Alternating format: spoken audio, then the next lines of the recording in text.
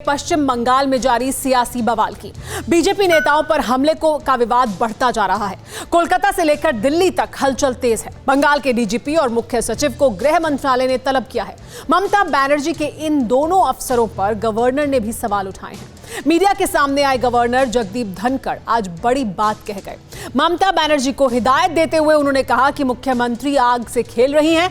धनखड़ ने सख्त कार्रवाई के संकेत दिए तो टीएमसी तिलमिला उठी। टीएमसी नेताओं ने यहां तक कह दिया कि धनखड़ राज्यपाल के लायक नहीं है।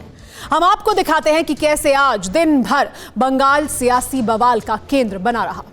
गवर्नर की ऐसी आक्रामकता न पहले कभी देखी होगी न सुनी होगी। बंगाल में बवाल से सियासी उबाल के बाद ममता बनर्जी के आंगन में उछले खूनी पत्थर और पत्थर से टूटे बीजेपी नेताओं की कार के शीशे के शोर हर तरफ सुनाई पड़ रहे हैं।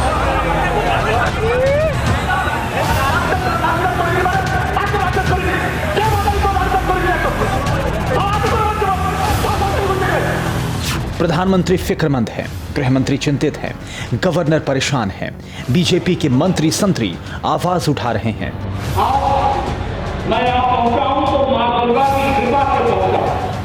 कार्यकर्ता आक्रोश की अग्नि ज्वाला में जल रहे हैं। हिंसा में लिपटी बंगाली राजनीति की परवाह जताने के लिए, हिंसा की दूरगामी सियासी नतीजों की व्याख्या करने के लिए गवर्नर मीडिया के सामने आए और पूछा, क्या हो रहा है बंगाल में।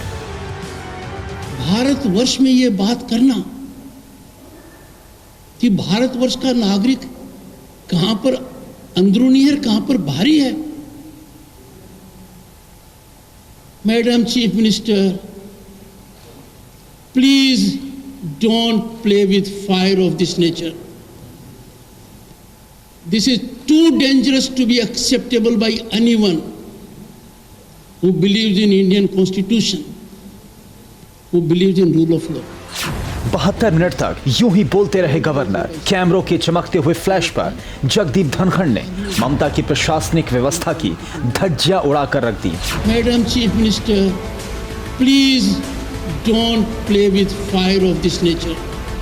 धनखड़ के शब्द शब्द में वो सच छिपा था जो बंगाल के भविष्य का सियासी संकेत दे रहा है। संविधान का पन्ना पलटते हुए गवर्नर ने क्या सख्त नसीहत दी मुख्यमंत्री को, ये बताएंगे, मगर उससे पहले फिर से देखिए रक्त रंजित राजनीति का ये डरावना दृश्य जो उस डायमंड हार्बर इलाके का है जो ममता दीदी के भतीजे का गढ़ है।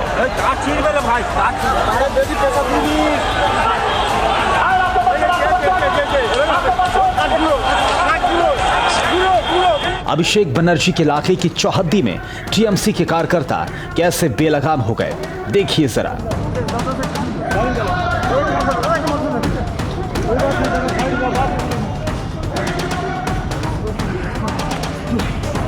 सड़क के दोनों तरफ दीदी के बिगड़ैल दूध खड़े हैं, पत्थर चला रहे हैं, डंडा बरसा रहे हैं। पुलिस भी खड़ी है। बावजूद इसके बीजेपी नेताओं के काफिले पर जोरदार प्रहार हो रहा है।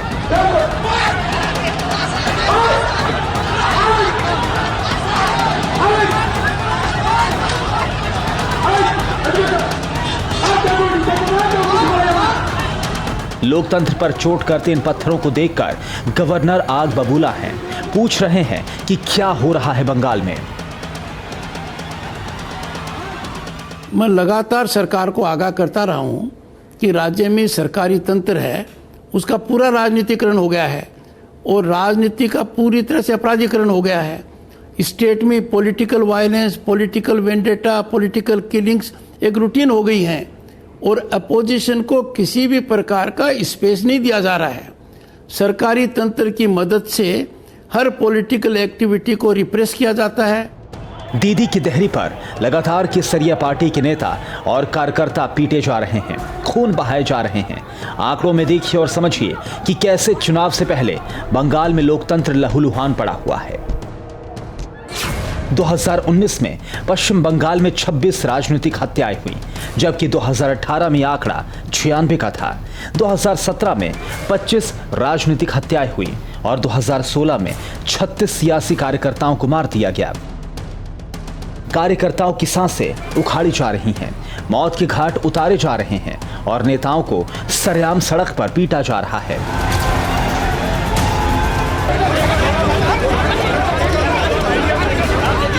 महिला कांस्टेबल भी सामने नहीं है। इसी साल नवंबर में पश्चिम बंगाल बीजेपी के अध्यक्ष दिलीप घोष की गाड़ी पर अलीपुरद्वार में हमला हुआ। 2019 के महीने में उत्तर 24 परगना में लोकसभा चुनाव के दौरान मुकुल रॉय की गाड़ी पर हमला हुआ। पिछले साल मई में ही लोकसभा चुनाव के दौरान खजूरी में दिलीप घोष और हेमंता बिस्वा शर्मा की गाड़ी पर हमला। सितंबर 2019 में बाबुल सुप्रियो को जादवपुर विश्वविद्यालय में वामपंथी छात्रों ने बंधक बनाया, धक्का मुक्की की, कपड़े फाड़ दिए।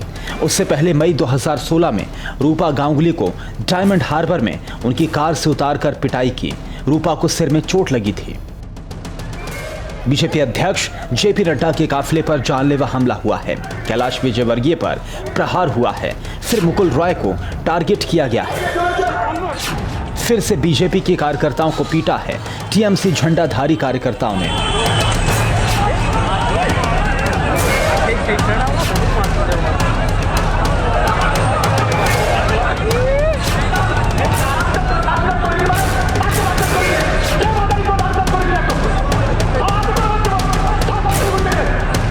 बार बार प्रहार के बाद बिलखते हुए लोकतंत्र से आहत गवर्नर मुख्यमंत्री से माफीनामा जारी करने की मांग करते हुए पूछ रहे हैं कि क्या हो रहा है बंगाल में। आपने शपथ ली है उस संविधान के तहत काम करने की जिसका प्रीएम्बल मैंने पढ़ा है। यदि अगर आप इस रास्ते से भटकती हैं तो मेरे दायित्व की शुरुआत होती है। मैं आपसे विनम्र प्रार्थना करता हूं, गुजारिश करता हूं, भारत के महान प्रजातांत्रिक व्यवस्था पर संविधान की भावना के विपरीत कार्य कर इस प्रकार का कदम मत उठाएं। मैं मानकर चलता हूं मेरी बात पर वो ध्यान देंगे। डायमंड हार्बर के रास्ते में बीजेपी नेताओं पर हमले को लेकर 3 एफआईआर दर्ज की गई है। पुलिस ने अज्ञात लोगों को आरोपी बनाया है। 7 लोगों को गिरफ्तार भी किया गया है। मेडिकल रिपोर्ट बताती है कि कैलाश विजयवर्गीय के हाथ में गंभीर चोट लगी है। प्रधानमंत्री मोदी ने खुद बीजेपी नेता को फोन किया, हालचाल जाना और साहस दिखाने के लिए सैल्यूट किया। विजयवर्गीय ने दावा किया है कि अभिषेक बनर्जी के लेफ्टिनेंट ने हमला करवाया है। निश्चित रूप से वो तो उनके फोटो लगाकर नारे लगा रहे थे। वो भी आपने वीडियो में, आपने के चैनल में आपने दिखाया कि वो नारे लगा रहे थे कि हमारा नेता कौन है, अभिषेक बनर्जी, और उनके फ़ोटो लेके खड़े हुए थे। और सारा प्रदेश जानता है कि दोनों नाम जो मैंने लिए हैं वो अभिषेक जी के दोनों दाएं बाएं हाथ हैं।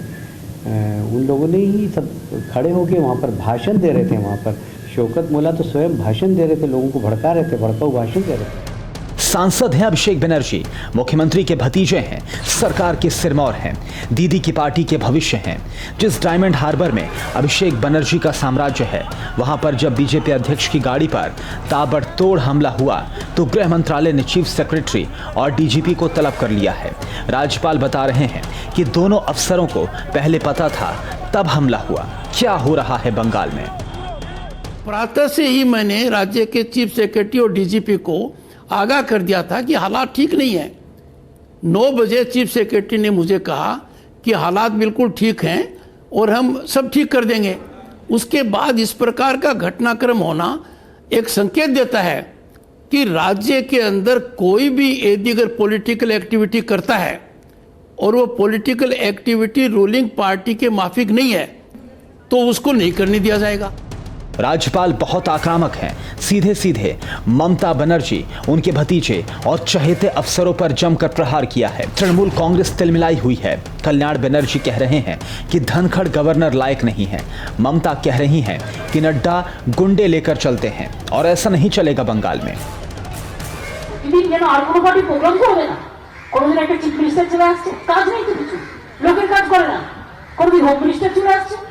কোনদিন ওই আর একটা মিনিস্টার চলে আসছে, কোনদিন চারটা নাড্ডা ফাড্ডা ভাড্ডা গাড্ডা সব চলে আসছে আর তারা একা প্রোগ্রাম করবার কেউ করে না।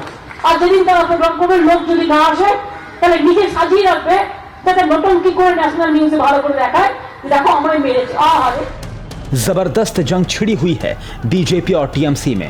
जंग सियासी है, जंग जुबानी है, जंग खूनी है। कुर्सी की खातिर बीच सड़क पर गिरे खून के बाद बीजेपी लाल है।